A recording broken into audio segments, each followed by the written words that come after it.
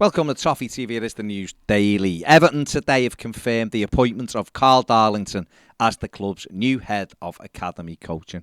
Darlington joins Everton after 17 years with the Welsh FA. The past 12 was spent as head of coaching education. He's a UEFA A Pro licensed coach, and he was also the assistant pro licensed tutor. And people have been through that Welsh system, which Darlington's been part of. People like Mikel Arteta, Thierry Henry, Steve Cooper, current Nottingham Forest manager, of course, and many others. Gareth Prosser, who's recently joined Everton as well, had this to say about Darlington. Said, "We are delighted to appoint Carl, a hugely respected coach who has proven his expertise over a long period of time. He was integral to helping Wales become a world-class coaching nation and is a leader in player development and coach education. Carl is a key appointment for our academy as we place increased emphasis on the personnel and player development as the key focus throughout Everton's youth operation." Again, this is further evidence of the structure that Kevin Thelwell has started to put in place since he became Everton's director of football in February. We've seen, good appointments throughout with a real line of progression, I think is probably the right word. The structure coming into it, who he needs, who he wants. I think what's happened is we've got people from outside as well. There's often been a criticism with Everton that everything was internal appointments. This can't really be levelled at Kevin Thelwell.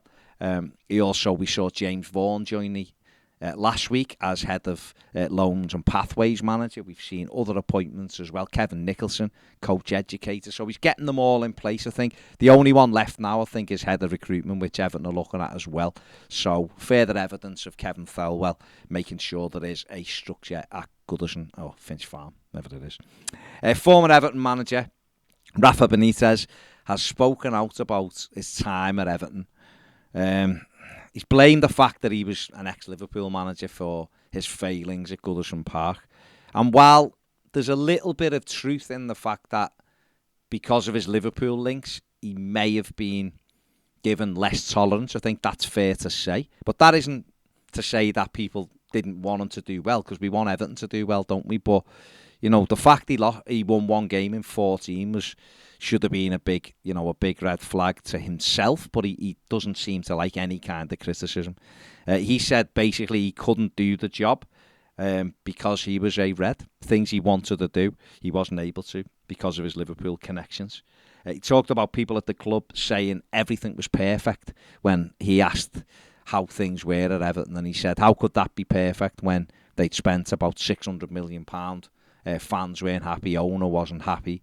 And here we have people on the coaching staff saying, or people at Finch Farm saying everything was perfect. He also spoke about Anthony Gordon as well and said Anthony Gordon couldn't run after 50 minutes. He said he's a young man. He should be able to cope with the heat, and talking specifically about when they were in Miami. He said he couldn't cope with the heat, and he also had to help him with his attitude to work harder. I think there is a little bit of, a bit of credit that goes Benitez and their coaching staff way in terms of the way Anthony Gordon started to understand the tactical side of the game. But, a lot of what he says about it, he is trying to rewrite history there at Everton and trying to get the Leicester job, isn't he, apparently? So there you go.